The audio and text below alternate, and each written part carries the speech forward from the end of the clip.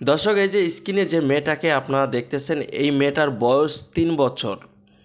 মেয়েটা তার বাবার কাছে আবদার করেছে, বাবা আমি মাছ খাবো, কিন্তু তার বাবা তাকে মাছ কিনে এনে কিভাবে খাওয়াবে।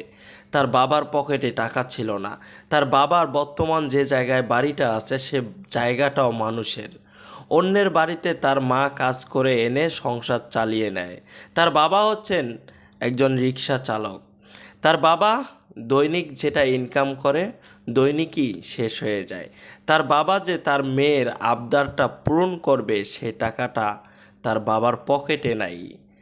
তার বাবা এবং তার মা এই ছোট্ট 3 বছর বয়সী মেয়েটাকে ঘুমন্ত অবস্থায় রাতের বেলা ঘরের মধ্যে মশারি টাঙিয়ে ঘরের ভিতরে অন্ধকার যাতে না হয় একটি মোমবাতি লাগিয়ে তার বাবা এবং তার মা মাছ ধরার জন্য রাত্রেবেলা বেরিয়ে পড়ে। হঠাৎ করে এলাকার মানুষজন চিল্লাচিল্লি শুরু করে দিছে, কি হলো। হঠাৎ করে তার বাবা মা জানতে পারলো তাদের ঘরের মধ্যে আগুন লেগে গেছে।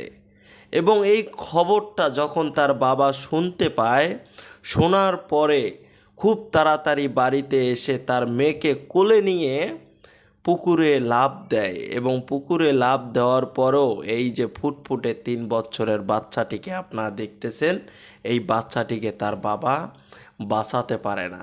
তার মেয়ে তাকে আবদার করেছে যে বাবা আমি মাছ খাবো, কিন্তু তার বাবার পকেটে মাছ কিনে আনার মতো টাকাটা ছিল না। যার কারণে তারা স্বামী স্ত্রী দুজনেই মিলে মাছ ধরার জন্য রাত্রেবেলা বেরিয়ে পড়েছে। তারা মনে করেছিল যে আমার এই ছোট্ট মেয়েটা, ফুটফুটে মেয়েটাকে আমি ঘরের মধ্যে রেখে যাইতেছি, সে তো অন্ধকারে থাকবে। যার কারণেই একটা মোমবাতি লাগিয়ে চলে গেছে তার বাবা মা ঘরের মধ্যে তালা লাগিয়ে। তারা যখন ঘরের মধ্যে তালা লাগিয়ে চলে গেল এবং যাওয়ার পরেই ঘরের ভেতরে কিন্তু আগুন লেগে গেছে। আপনারা জানেন যে ঘূর্ণিঝড় রেমালে এত পরিমাণ বাতাস, এত পরিমাণ ঝড় তুফান হয়েছে বাংলাদেশে, যার কারণে হয়তোবা মোমবাতির আগুনেই পুড়ে গেছে সব কিছু। তার বাবা মা কখনো বুঝতে পারে নাই, কিন্তু তার বাবা মার কিছুই করার ছিল না, তাদের থাকার মতো জায়গাটুকুও ছিল না। তারা দিন আনে দিন খায়। তার বাবা আব্দুল রহিম রিক্সা চালিয়ে দিন কাটায় এবং কোনো রকম ইনকাম করে সংসারটা কোনো রকম চালিয়ে নিয়ে যাচ্ছিল। কিন্তু তার মেয়ে যখন তার বাবার কাছে আবদার করে, আবদার করার এক পর্যায়ে আব্দুল রহিম যে কোনোভাবে যে কোনো উপায়ে তার মেয়ের আবদারগুলো পূরণ করার চেষ্টা করে। দর্শক, এই মর্মান্তিক ঘটনাটি ঘটেছিল বরগুনা পাথরঘাটা উপজেলায়। এলাকার লোকজন সবাই অবাক হয়ে গেছে যে তাদের মেয়েকে তারা কি পরিমাণ ভালোবাসত।